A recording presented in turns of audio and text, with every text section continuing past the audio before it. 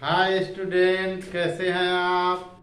My name is Vidyasagar Srivastava. आज मैं आपके लिए इलेक्ट्रोमैग्नेटिक इंडक्शन यानी विद्युत चुंबकीय प्रेरण का एक नया टॉपिक सेल्फ इंडक्शन लेकर आया। देखो स्टूडेंट, हमने यहाँ दो डायग्राम बनाए हैं, आप इन्हीं डायग्राम से इनको समझिए। पहले में देखिए, ये हमारा जो वायर है इसको हम लोग कहते हैं धारा नियंत्रक। ये धारा को घटाता या बढ़ाता है। यहाँ पे इसको हम लोग रियोस्टेट कहते हैं, अंग्रेजी में रियोस्टेट कहते हैं, आरएच लिखते हैं, ठीक। और हिंदी में इसको धारा नियंत्रक कहते हैं, ठीक है। अच्छा, अब देखो स्टूडेंट, अगर हम इस तीर वाले को यहाँ लगा दें और इधर लगा दें तो इसमें इसका रेजिस्टेंस इंक्रीज होगा। जब रेजिस्टेंस इंक्रीज होगा तो इसकी करंट डिक्रीज होने लगेगी, ठीक है। अच्छा, दूसरे में देखो, अब इसको हम इस तरफ चला रहे हैं, इसमें तो हमारा ये जो इस डायरेक्शन का जा रहा है ये, और इसमें हमारा जो है इस डायरेक्शन का आ रहा है, ठीक। तो जब इस डायरेक्शन का आ रहा, पहले यहाँ था, अब यहाँ आया और इधर आएगा तो यहाँ आएगा, जैसे जैसे कम आएगा इसका रेजिस्टेंस घटता जाएगा। तो रेजिस्टेंस कम होगा तो ये करंट इंक्रीज होगी जो, ठीक है। अब देखो स्टूडेंट, इसमें अगर करंट डिक्रीज हो रही है, इसमें करंट इंक्रीज हो रही है, तो इसका मतलब करंट इंक्रीज होने से यहाँ मैग्नेटिक फील्ड, जो कॉइल के सेंटर पर मैग्नेटिक फील्ड बनता है, चुंबकीय क्षेत्र बनता है, ठीक है, वो चुंबकीय क्षेत्र भी अगर करंट डिक्रीज होगी तो क्षेत्र घटेगा, करंट इंक्रीज होगी तो क्षेत्र बढ़ेगा। तो जब क्षेत्र बढ़ेगा तो इसका मतलब इसमें फ्लक्स चेंज होगा, फ्लक्स चेंज होगा तो इंड्यूस्ड करंट जनरेट होगी। तो इंड्यूस्ड करंट उस रीजन को अपोज करेगी जिससे जनरेट होगी। तो इसमें करंट डिक्रीज हो रही है तो ये इंड्यूस्ड करंट की ही डायरेक्शन में बन जाएगी। देखिए, करंट की यहाँ डायरेक्शन ऐसे है, ठीक। तो उसी डायरेक्शन की इंड्यूस्ड करंट बनेगी जो इसकी डिक्रीज होने को अपोज करेगी, ठीक है। दूसरे में क्या हो रहा है कि रेजिस्टेंस डिक्रीज हो रहा है तो करंट इसमें इंक्रीज हो रही है। तो करंट इंक्रीज हो रही तो इसमें मैग्नेटिक फील्ड इसके सेंटर पर इंक्रीज होगा, मैग्नेटिक फील्ड इंक्रीज होगा, फ्लक्स चेंज होगा। तो जब फ्लक्स चेंज होगा तो इंड्यूस्ड करंट बनेगी, लेकिन वो इसके अपोजिट बनेगी, जो वो करंट अब इधर करंट है तो इसके अपोज में बनेगी, ताकि जो इंक्रीजिंग हो रही है उसको अपोज कर सके, वो जो करंट की इंक्रीजिंग हो रही है उसके विरोध में बनेगी, ठीक है। और यहाँ पर जो है करंट के डायरेक्शन में ही बन रही, यहाँ अपोजिट डायरेक्शन में बन रही, तो उसी कॉइल में जो है करंट फ्लो हो रही है, इंड्यूस्ड करंट जो है बन जा रही है, ठीक है। तो इसी को हम लोग कहते हैं सेल्फ इंडक्शन, ठीक ठीक है।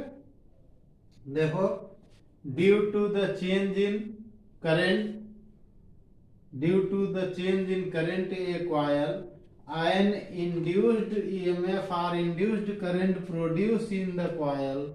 This phenomena is called self-induction. Due to the change in current, induced EMF or induced current produced in the coil, this phenomena is called self-induction. यानी किसी कुंडली में धारा में परिवर्तन के कारण उसी कुंडली में प्रेरित विद्युत वाहक बल या प्रेरित धारा उत्पन्न हो जाती है। इस घटना को स्वप्रेरण कहते हैं, ठीक है। स्वप्रेरण में अब देखिए स्टूडेंट कि हमारे पास इसमें है क्या, जो है फ्लक्स लिंकेज होता है, ठीक है। किसी भी कॉइल का जो फ्लक्स लिंकेज होता है, अब यहाँ पे करंट हमने सपोज कर लिया किसी टाइम पर करंट आई है, ठीक, और इसमें नंबर ऑफ टर्न n है और इससे रिलेटेड फ्लक्स पाई है, तो हम लोग लिख सकते हैं कि फ्लक्स लिंकेज को हिंदी वाले क्या कहते हैं, proportional to I. Flux linkage को हिंदी वाले क्या कहते हैं,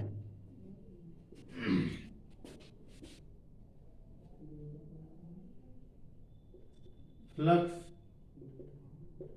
लिंकेज,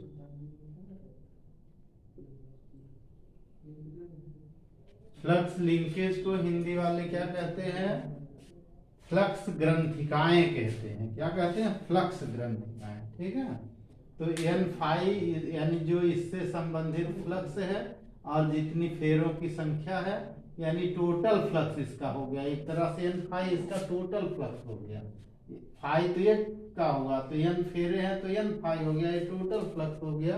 इसको फ्लक्स लिंकेज भी कहते हैं, लिंक्ड फ्लक्स भी कहते हैं। ठीक है, ये प्रोपोर्शनल टू होता है किसके? करंट के। ठीक है, जहां प्रोपोर्शनल वहां कोई कांस्टेंट होता है, तो यहाँ हम लोग एक कांस्टेंट निकालते हैं N phi. N phi is equal to L I. L एक कांस्टेंट निकालते हैं। ठीक है, एल क्या है? एल को हम लोग यहाँ क्या नाम देते हैं? एल को हम लोग कहते हैं सेल्फ इंडक्टेंस। क्या कहते हैं? L is equal to self inductance, यानी स्वप्रेरकत्व कहते हैं इसको। स्वप्रेरकत्व या स्वप्रेरण गुणांक कहते हैं। ठीक है, स्वप्रेरण गुणांक। सेल्फ इंडक्टेंस को कोफिशिएंट ऑफ सेल्फ इंडक्शन भी कहते हैं या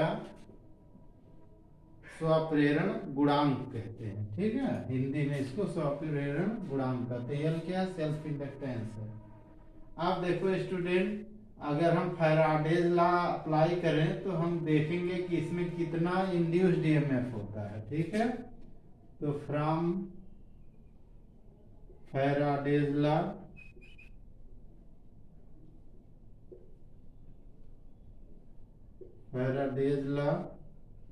induced EMF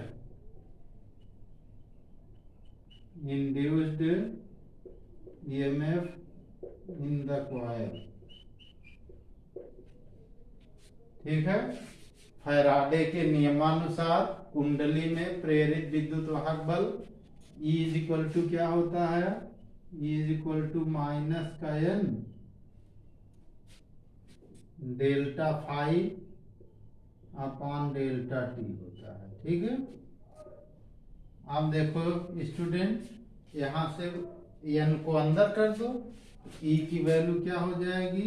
E is equal to minus delta n phi upon delta T. अब n हमारा नंबर ऑफ टर्न है, कांस्टेंट है, वो अंदर से बाहर जा सकता है, बाहर से अंदर आ सकता है। n फाई को रिप्लेस कर दो एल आई से, इक्वेशन 1 से। ठीक है, नाउ फ्रॉम इक्वेशन 1,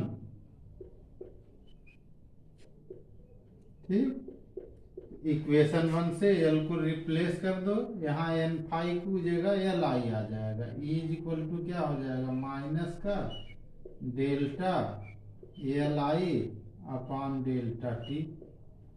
एल बाहर कर लो, कांस्टेंट है। ई का फार्मूला आ जाएगा माइनस का एल डेल्टा आई अपॉन डेल्टा टी। हम देखो स्टूडेंट, ये हो गया इंड्यूस्ड ईएमएफ का फार्मूला। ठीक है, अब इसको हम डिफरेंशियल फॉर्म, ठीक है, in differential form, differential form में इसको क्या लिख सकते हैं?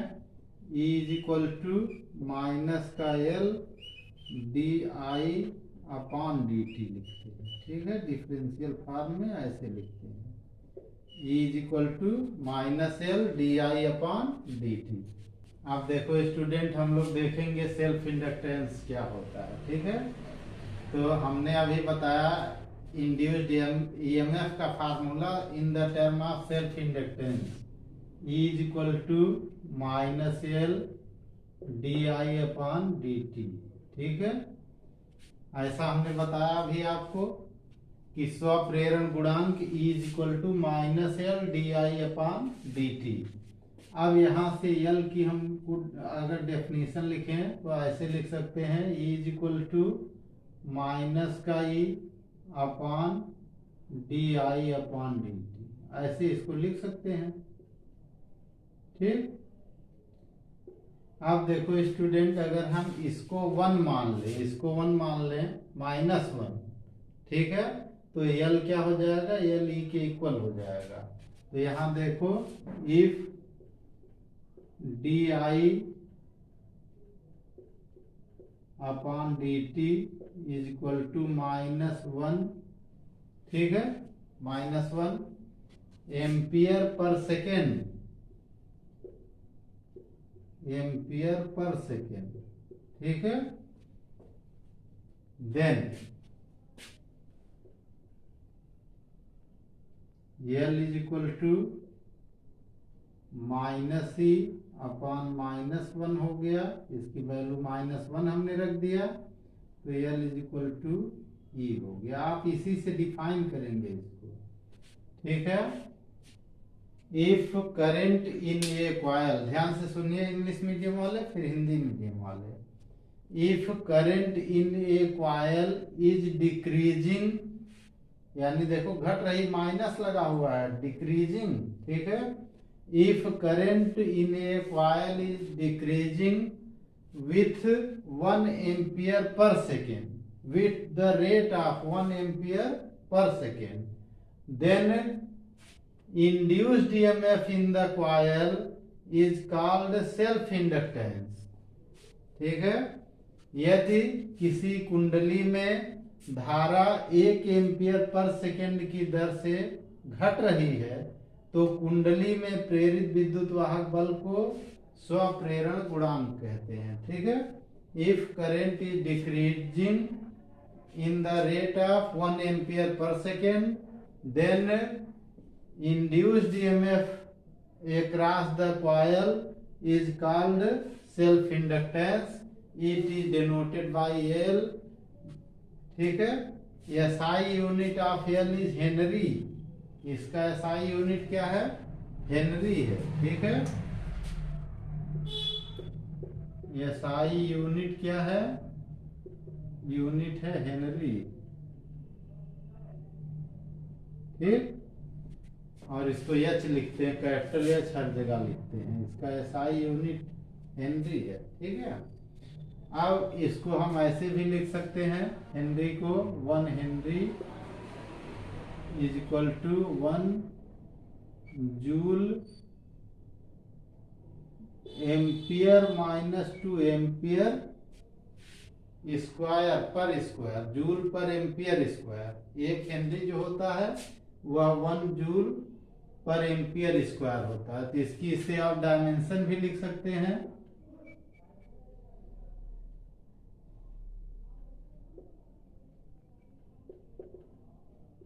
डायमेंशन इसका क्या हो जाएगा, तो जूल के लिए आप लिखते हैं ml स्क्वायर T⁻⁻2 लिखते हैं, एम्पियर का -2 है, 1 पावर -2 हो गया, ये इसकी डायमेंशन हो गई, ठीक है। अब देखो स्टूडेंट, हम लोग देखेंगे self inductance of a long solenoid, लंबी प्रणालिका का स्वप्रेरण गुणांक। देखो स्टूडेंट, हमने जो पढ़ा था मैग्नेटिक फील्ड का formula eight the centre of solenoid, ठीक है, वो किस पर डिपेंड था, लेट करेंगे पहले, ठीक, लेट यानी माना, ठीक है, length of the solenoid, length of a solenoid is equal to small L, ठीक है। Length of a solenoid is equal to small L, number of turn, number of turn in solenoid is equal to capital N, ठीक है। if current in solenoid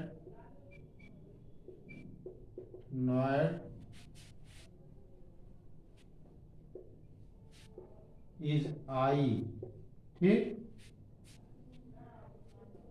then magnetic field then magnetic field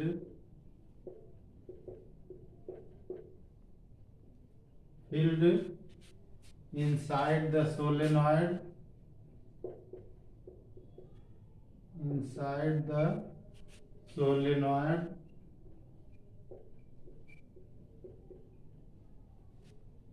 B is equal to mu naught Ni upon L। ठीक है, देखो student, हमने क्या क्या मान लिया।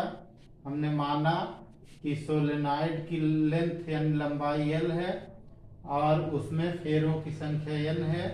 सोलेनॉइड में जो करंट फ्लो हो रही है, जो करंट प्रवाहित हो रही है वो I है। ठीक है, then magnetic field inside the solenoid, तो मैग्नेटिक फील्ड के अंदर चुंबकीय, सोलेनॉइड के अंदर चुंबकीय क्षेत्र, तो यानी सोलेनॉइड मतलब परिनालिका के अंदर चुंबकीय क्षेत्र। अब हिंदी इंग्लिश में इसमें कोई डिफरेंस नहीं बचा, हमने सब हिंदी भी बताया, इंग्लिश में भी बताया। ठीक है, then magnetic field inside the solenoid, यानी सोलेनॉइड के अंदर मैग्नेटिक फील्ड का ये फार्मूला होता है, B is equal to mu naught Ni upon L होता है।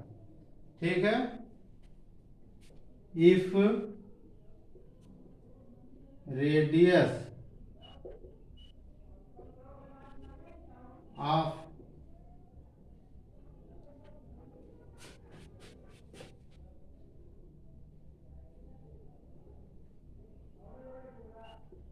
each turn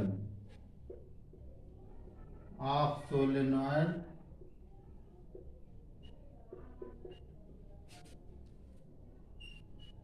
is smaller than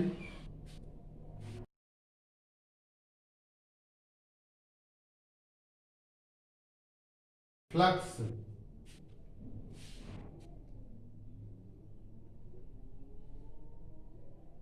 then flux phi is equal to BA।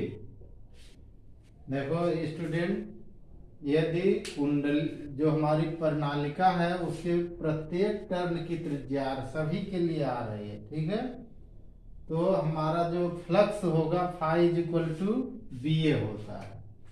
अब देखो स्टूडेंट, फाई को हम यहाँ B की वैल्यू ऊपर यहाँ से रख सकते हैं और ये वैल्यू आ गई mu naught Ni upon L into area होता है पाई R स्क्वायर। ठीक, ये N फेरे के लिए पूरे का मैग्नेटिक फील्ड लगा हुआ, ये हमारा हो गया फाई। ठीक है, अब देखो फ्लक्स लिंकेज कितना हो गया student, flux linkages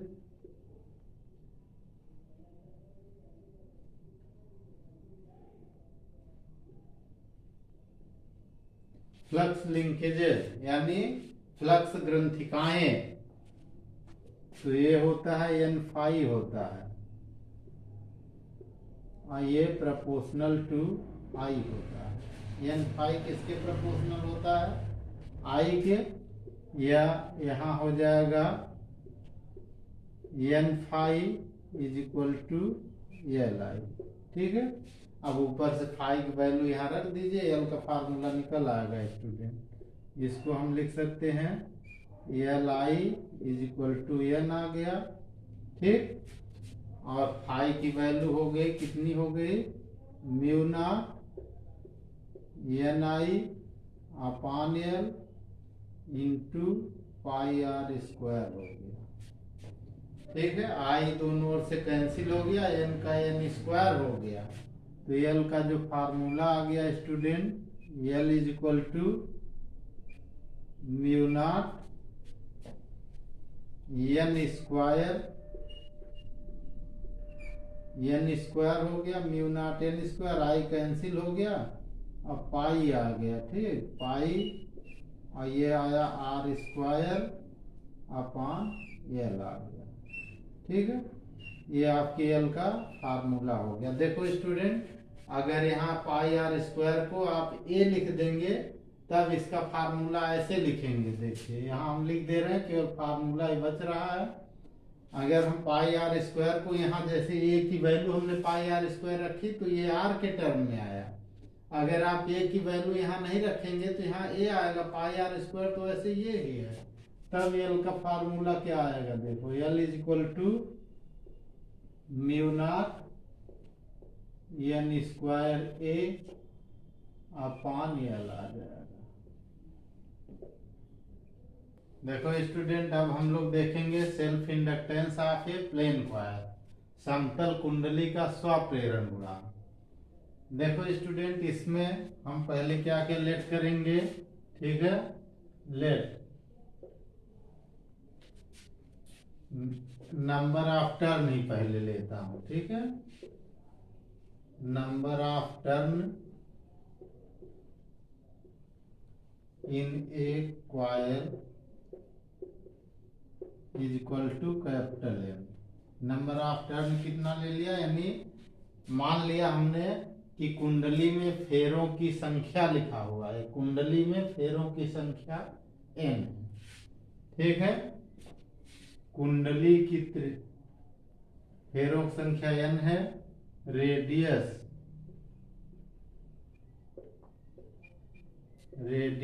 of the coil is equal to small R हो गया, ठीक है। फेरों की संख्या कितनी हो गई, n हो गई, और त्रिज्या कॉइल कितनी हो गई, r हो गई, ठीक है। अब स्टूडेंट देखो, जब ये त्रिज्या r हो गई तो हम लेट कर लेंगे इफ करंट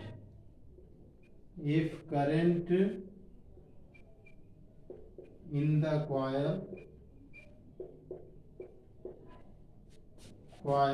इज I, ठीक है। यदि कुंडली में धारा I है, क्या है, कुंडली में धारा कितनी है, I है, तो then magnetic field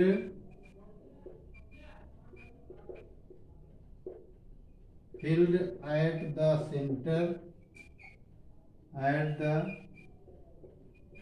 centre of coil, magnetic field का फार्मूला हम लोग लिखते हैं B is equal to mu naught upon 2 N I upon R, ठीक है। आप देखो स्टूडेंट, कुंडली में फ्लक्स कितना हो जाएगा,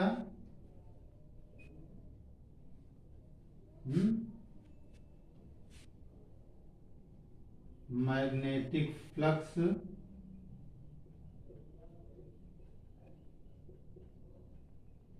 इन कॉइल, कुंडली में magnetic flux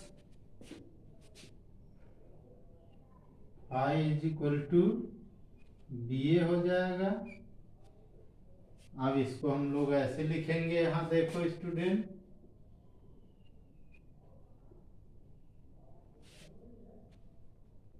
phi is equal to कितना हो गया, B की वैल्यू कितनी है, mu naught upon 2 N I upon R, mu naught upon 2 N I upon R, और इंटू ए हो गया, एरिया क्या हो जाएगा कुंडली का, पाई आर स्क्वायर, ठीक। एरिया क्या होता है, प्लेन कॉइल लिखा, प्लेन होगा मतलब वृत्ताकार होगी, सर्कुलर होगी तो सर्कुलर का एरिया पाई आर स्क्वायर होता है, कुंडली का जो एरिया होगा वो पाई आर स्क्वायर होगा, एरिया ऑफ द कॉइल। एक आर से कैंसिल हो गया, ठीक है। ये हमारा फाई का फार्मूला कितना आ गया, phi is equal to mu naught N I, ठीक है, पाई आर बाई 2 आ गया, ये आ गया, ठीक। अब फ्लक्स लिंकेज यानी फ्लक्स ग्रंथिकाएं कितनी हो जाएंगी, फ्लक्स लिंकेजेज यानी फ्लक्स ग्रंथिकाएं जो होती हैं एन फाई होती है वो प्रोपोर्शनल टू आई होता है, ठीक। और जहाँ प्रोपोर्शनल वहाँ आप नियतांक निकाल देते हैं, तो N phi is equal to L I हो गया, ठीक। एल क्या है? एल हमारा स्वप्रेरण गुणांक है, यानी सेल्फ इंडक्टेंस है। N phi is equal to L I हो गया। अब देखो स्टूडेंट, फाई की वैल्यू यहाँ से ले आके यहाँ रखना है हमें, तो हम इसको एल आई को इधर कर लेते हैं। L I is equal to N phi, phi की वैल्यू यहाँ रख दो इधर से ले आकर, mu naught N I pi R by 2 हो गया, ठीक। अब देखो आई से आई कैंसिल हो गया स्टूडेंट, और एन का एन स्क्वायर हो गया, तो एल का क्या फार्मूला आ गया यहाँ से, L is equal to pi by 2 आ गया, म्यू नॉट आ गया, ठीक। और उसके बाद कौन बचा, एन स्क्वायर आर हो गया, एन स्क्वायर आर हो गया। L is equal to mu naught upon 2, L is equal to mu naught को इधर कर दो, म्यू नॉट अपॉन 2 ही रहने दो इसको, mu naught upon 2 pi N square R हो गया। ये हमारा हो गया self inductance of plane coil, यानी समतल कुंडली का स्वप्रेरण गुणांक, ठीक है। देखो स्टूडेंट, अब हम लेकर आए हैं energy stored in an inductor और कॉइल, प्रेरक या कुंडली में संचित ऊर्जा। तो अभी तक हमने आपको बताया स्टूडेंट कि किसी भी कॉइल और इंडक्टर का जो सेल्फ इंडक्टेंस होता है वो यल होता है, ठीक है। तो self inductance of A coil, ठीक है। इसको हम लोग क्या लिखते हैं स्टूडेंट, एल लिखते हैं, ठीक है। Self inductance of A coil L होगा, ठीक है। If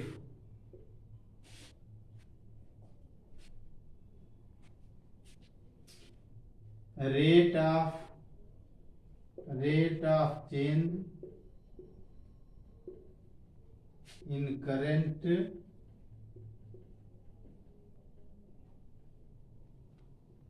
is di by dt, then induced EMF in the coil,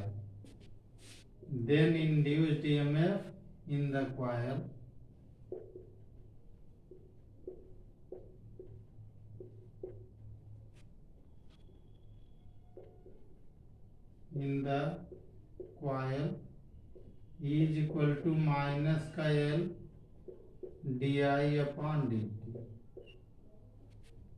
ठीक है। देखो स्टूडेंट, कॉइल का, ये कॉइल की जगह इंडक्टर भी आप ले सकते हैं, हम कॉइल रख के इसको सॉल्व कर रहे हैं, ठीक है। कॉइल इंडक्टर दोनों आप ले सकते हैं इसमें। तो सेल्फ इंडक्टेंस यानी स्वप्रेरण गुणांक हमने मान लिया इसका एल है, और इसमें धारा परिवर्तन की दर d i by D t है, ठीक है। The rate of change in current, धारा परिवर्तन की दर d i by D t है। तो कुंडली में प्रेरित विद्युत वाहक बल का formula E is equal to minus L D i by D t हमने आपको बताया, ठीक है। अब देखो स्टूडेंट, अगर इसमें हम कोई चार्ज dq फ्लो कर दें तो वर्क डन कितना होगा, ठीक है। तो dw हो जाएगा वर्क डन। अगर हम चार्ज dq फ्लो कर रहे हैं तो इसके, ये तो अगेंस्ट होता है, तो इसमें जो वर्क डन होगा E माइनस का dq हो जाएगा, अगर हम स्मॉल अमाउंट ऑफ चार्ज इसमें फ्लो कर दें, ठीक है। कितना, dq। तो dq अगर इसमें फ्लो कर दें तो क्या हो जाएगा, E minus dq, work done हो जाएगा। E की वैल्यू ऊपर से ले लो तो आ जाएगा, E की जगह आ जाएगा L, माइनस माइनस काट दे रहे हैं, ये हो जाएगा प्लस L हो गया, D I upon D T हो गया, इंटू डी क्यू हो गया, ठीक है। इससे हम लिख सकते हैं, ऐसे लिख सकते हैं student, d W is equal to L और d q upon D t क्या होता है, कौन बताएगा ये, डी आई। इसको हम लिख दें D W is equal to L I D I. ठीक है।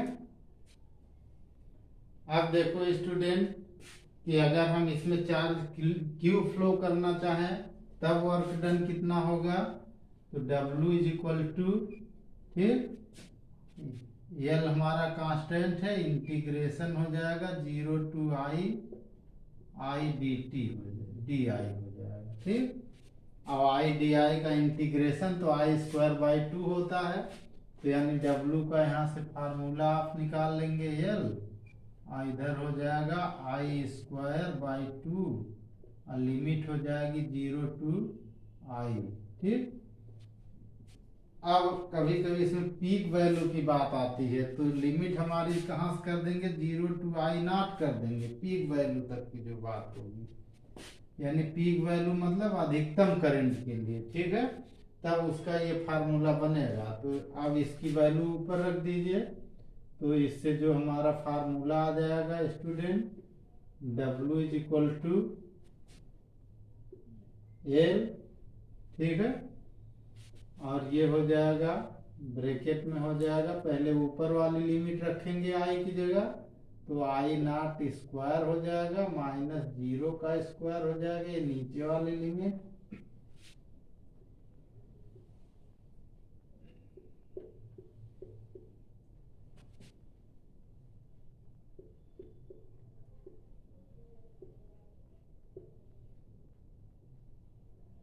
हम देखो स्टूडेंट यहाँ से निकला है, ये 0 है तो 0 तो हट गया, एल स्क्वायर बाई 2 है, आई नॉट स्क्वायर बाई 2 आया, तो यही 1 बाई 2 बाहर आ गया, W is equal to 1 by 2 L I naught square हुआ। अब जो ये वर्क डन है, ठीक है, यही वर्क डन जो है एनर्जी के रूप में स्टोर्ड होता है। कौन सी एनर्जी, मैग्नेटिक एनर्जी होती है। ठीक है। This energy is stored in the form of potential energy in the coil or inductor। यही ऊर्जा, ठीक है, कुंडली या प्रेरक में स्थितिज ऊर्जा के रूप में संचित हो जाती है। अतः U is equal to W is equal to half L I naught square. ठीक है। ऊर्जा का मात्रक जूल है, मात्रक वगैरह खुद लिखिए।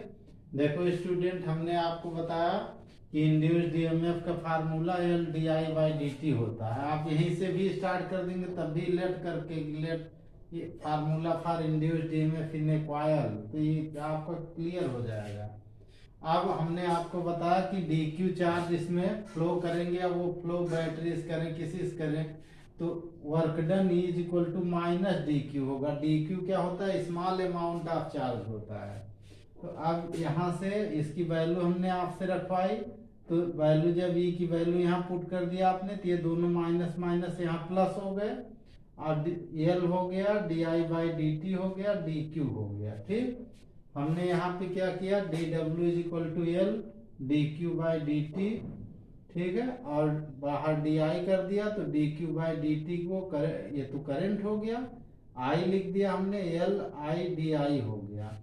अब देखो, हमने करंट को 0 से लेकर मैक्सिमम वैल्यू तक बढ़ाया, तो उतने में जो वर्क डन हुआ उसके लिए हमने यहाँ इंटीग्रेशन किया। ठीक।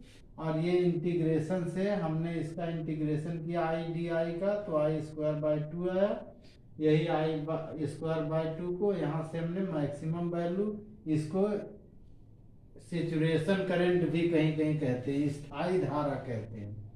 ठीक है। तो स्टेशनरी करंट भी कहीं कुछ जगहों पे लिखा हुआ है, तो आप इसको जो है मैक्सिमम करंट समझिए, अधिकतम धारा का आई नॉट है। तो यानी 0 से लेकर धारा के अधिकतम मान तक, यानी मैक्सिमम वैल्यू तक इसको इंटीग्रेट किया गया। ठीक है।